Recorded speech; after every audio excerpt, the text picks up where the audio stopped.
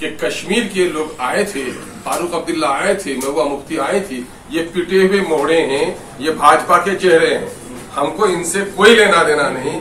और यह बात पूरे तौर पर साबित शुदा है कि पूरे देश के मुस्लिम मसाइल पर कश्मीर के मुसलमानों ने कभी जबान नहीं खोली।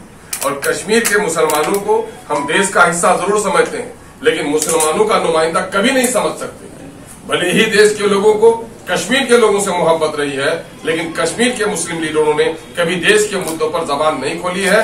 और देश के इस बड़े हिस्से में, यूपी में, बिहार में, आसाम में, वेस्ट बंगाल में, महाराष्ट्र में, जहां मुसलमानों की अच्छी खासी नुमाइंदगी है, किसी भी मुस्लिम लीडर को न बुलाया जाना, किसी भी मुस्लिम पार्टी को जगह न देना, मैं समझता हूं कि ये गठबंधन की चूक नहीं है, दानिशता तौर पर मुसलमानों को नजरअंदाज करने की साजिश है। मुझे तो हैरत तब होती कि सिर्फ नीतीश कुमार ही इसमें अगुवाई करते तो कोई बात नहीं थी। नीतीश जी का रिश्ता बीजेपी से मधुर रहा है, उनका रिश्ता बीजेपी से आज भी है, मोदी से उनको बैर है। लेकिन लालू जी थे, लालू जी ने तो हमेशा माई की सियासत की। लालू जी के रहते हुए माइनॉरिटी के लोगों को इस तरह नजरअंदाज किया गया, ये भी हमारे लिए हैरत की बात थी। हम चाहते हैं कि बीजेपी को हटाने के लिए एक लार्जर अलायंस बने, लेकिन एक ऐसा अलायंस जिसमें माइनॉरिटीज को, दलितों को नजरअंदाज कर दिया जाए, मैं समझता हूं कि देश की जनता को स्वीकार नहीं होगा। फिर इससे तो यही जाहिर होता है कि स्वार्थियों की जमात हो सकती है, देश के आम जनों के हित में लड़ने वाला कोई समूह नहीं हो सकता है। इस बात पर मुझे हैरत भी है, ताज्जुब भी है, और एमआईएम इजहार अफसोस भी करता है। यही वजह है कि हम लोगों ने बड़े दर्दमंदी के साथ कहा है कि मुमकिन है ये गठबंधन बने। शायद अगर इस तरह लोगों को नजरअंदाज किया तो फिर दूसरा गठबंधन बनाना मजबूरी भी होगी। और आज यही वजह है कि पूरे बिहार से अकलियतों और दलितों की आवाज उठ रही है कि एमआईएम किशनगंज में आगामी इलेक्शन लड़ने का फैसला कर चुकी है। बिहार के दूसरे हिस्से में भी एमआईएम अपना उम्मीदवार उतारेगी पार्लियामेंट के इलेक्शन में। लेकिन यहाँ के अकलियतों और दलितों का एक बड़ा समूह का दबाव है कि अवैसी साहब ने तेलंगाना में बहुत कुछ किया है। अवैसी साहब कम से कम बिहार में जहां उनको अच्छा लगे, चाहे वो अगर सीमांचल में लड़ना चाहे, मिथिलांचल में लड़ना चाहे, तो आकर के, या फिर चंपारण के इलाके में लड़े, मगध के इलाके में लड़े, जनाबे बैरिस्टर असदुद्दीन अवैसी साहब को बिहार से इलेक्शन लड़ना चाहिए। बिहार की पार्टी भी और बिहार के आम दर्दमंद जो दलित और अकलियत के लोग हैं, उनकी इच्छा है। आज हमने इसी मामले में आप लोगों को न्योता दिया था कि ये गठबंधन जो बना है वो आधा अधूरा है। इसमें मुसलमानों को, दलितों को, सिखों को, ईसाइयों को नजरअंदाज किया गया है। मुस्लिम रिप्रेजेंटेशन कहीं से भी इसमें नहीं देखा है। इसी दुख के इजहार के लिए हमें बुलाया। नीतीश कुमार आप लोगों को शुरू से कहते रहे हैं कि भारतीय जनता पार्टी की भाषा बोलते हैं, उनकी मदद करते हैं। मायावती पे भी यही इल्जाम लगता है, इसलिए आपको नहीं बुलाया गया कि हो सकता है आप मुखबिरी कर दें, जिस तरह जीतन राम मांझी पर उन्होंने इल्जाम लगा के बात किया।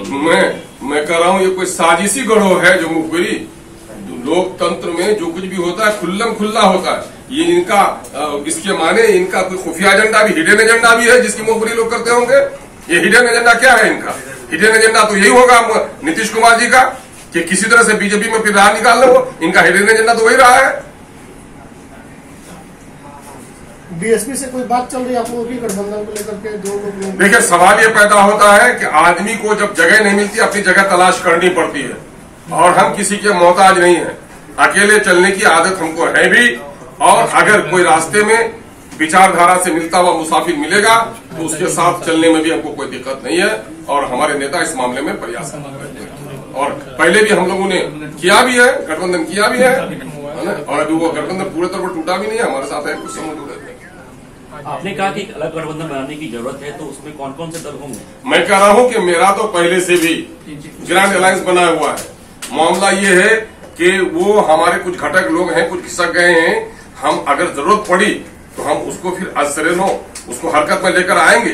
लेकिन ये जो बना हुआ है, क्या इससे आप सहमत हैं कि पूरे तौर पर पूर्ण हो गया?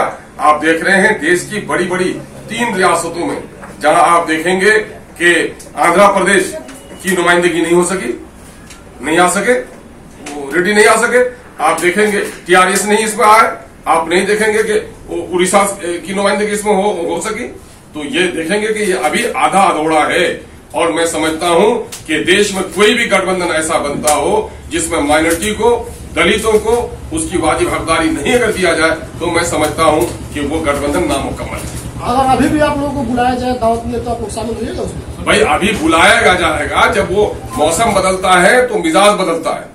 हम ऐसे लालची करो नहीं है कि उनके लिए मुंह उठाए हुए हैं। हमें देश के जनता की हित है कि एक लार्जर अलायंस होना चाहिए, मतलब परस्तों का, मुफाद परस्तों का, निज स्वार्थियों का नहीं, देश की जनता के लिए बलिदान देने वालों का एक समूह जमा होना चाहिए। अगर विचारधारा मिलेगा, बात बैठकर होगी तो बात आगे बढ़ सकती है। आपके कहने से ये सर्टिफिकेट मिल जाएगा उनको। हर एक इसके माने ये है कि 75 सालों के दरमियान में भी दलितों के दरमियान में अपनी लीडरशिप और अपने मुद्दों पर बात करने की सलाहियत पैदा नहीं हुई। ये तो हैरत की बात है। क्या दलित समाज आज भी इतना दबा हुआ है कि उसके दर्द की आवाज भी दूसरा बयान करेगा?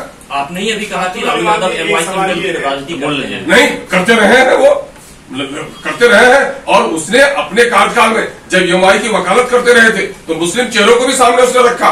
लेकिन न जाने आज लालू जी पर कहीं तेजस्वी जी का जो मिजाज है वो कहीं हावी हो गया हो, ये आश्चर्य की बात है। मैंने तो अपने सियासी गुरु के बारे में कहा, यह आश्चर्य की बात है। पहला मौका है कि लालू जी की उपस्थिति में माइनॉरिटी को इस तरह नजरअंदाज कर दिया गया, ये खेदजनक है। क्या अगला जो आप लोग विपक्षी एकता की जो रूपरेखा बना रहे हैं वो धर्म के आधार पर बनाना चाहते हैं? नहीं, बिल्कुल नहीं, धर्म के आधार पर नहीं, धर्म के आधार पर नहीं। मैं कह रहा हूं माइनॉरिटी को एक मौका दिया गया है देश के अंदर में, कमजोर तबके की नुमाइंदगी हो, इनके लिए रिजर्वेशन लाया गया है, SC ST के रिजर्वेशन लाया गया है। चूंकि जो समूह कमजोर है उसके लिए रिजर्वेशन का मौका है संविधान में और उनको नजरअंदाज कर दिया गया है। और सारे आंकड़े बता रहे हैं कि जिसकी लीडरशिप सामने में नहीं आई है, जिन लोगों की सत्ते में साझेदारी नहीं रही है, वो समूह कमजोर हुआ है। इसलिए ऐसे समूह की नुमाइंदगी होना जरूरी है। मैं इस अंदाज से बात कर रहा हूँ, ये देश बनेगा तो सबके विकास से देश का विकास होगा। खास वर्गों को अगर आप छोड़ देंगे, अगर दुल्हन बहुत ही खूबसूरत हो, टांग उसकी टूटी हुई हो, तो दुल्हन खूबसूरत नहीं कहलाए। प्रधानमंत्री नरेंद्र मोदी ने न्यूयॉर्क में एक मीडिया कर्मी के द्वारा पूछे गए सवाल के जवाब में कहा कि भारत में जाति और धर्म के नाम पर भेदभाव नहीं होता है। ये तो झूठ का पुलिंदा है। उनकी पार्टी इस पर फख्र करती है, बल्कि यही उनका मूल मंत्र भी है कि तोड़ो और राज करो, धार्मिक उन्माद फैलाओ। और ये है बाहर में जाने के लिए जो अंतर्राष्ट्रीय पैमाना है उसमें अपनी जीत मिटाने के लिए उसने गलत बयानी का सहारा लिया है। वो सच्चाई ये है कि भारतीय जनता पार्टी ने जब से जन्म लिया है धार्मिक उन्माद और जाति उन्माद ही उनका सेवा रहा है। पंकज और उनका सबसे बड़ा सबूत ये है कि उनके मंत्रिमंडल में आप जाकर के देख लीजिए, उनकी पार्टियों में जाकर देख लीजिए क्या नुमाइंदगी है माइनॉरिटी के लोगों की। ईमान साहब, अभी आप बात कर रहे थे कल की विपक्षी एकता की मुहिम की उस बैठक की जिसमें मुसलमानों का बिहार से रिप्रेजेंटेशन नहीं हुआ और कई स्टेट से भी नहीं हुआ। हाँ, कई स्टेट्स का भी रिप्रेजेंटेशन अलग से भी नहीं हुआ। ये बताइए कि इसी मीटिंग में कल दिल्ली के मुख्यमंत्री आए थे, उन्होंने मीटिंग अटेंड की और उसके बाद जॉइंट प्रेशर भी नहीं एड्रेस किया और रास्ते में जो स्टेटमेंट उन्होंने दिया, इसको आप किस तरह से देखते हैं? आपका क्या मौकिफ है इसमें? हम लोग ये देख रहे हैं कि इनका जो मकसद है वो देश को सामने में रखकर नहीं है, बल्कि सबका निज स्वार्थ कहीं न कहीं से जुड़ा हुआ है। और अध्यादेश में चूंकि केजरीवाल जी का स्वार्थ जुड़ा हुआ था, इसलिए वो अपने स्वार्थ की पूर्ति के लिए आए थे। ठीक। और इसमें 370 में उसने भाजपा का भी साथ दिया है। कोरोना काल में एंटी माइनॉरिटी जो उनकी एक्टिविटी रही है वो भी सबके सामने में रही है। मैं कह रहा हूं कि इस देश में कोई भी लड़ाई, स्वतंत्रता संग्राम की लड़ाई रही हो, इंदिरा गांधी के जुल्म के खिलाफ लड़ाई आंदोलन चला हो, कभी भी मुस्लिम, दलित और सिखों को छोड़कर कोई आंदोलन सफल नहीं हो सका है। और आज इस समूह को नजरअंदाज किया जाना मैं समझता हूं कि भयानक राजनीतिक गलती है।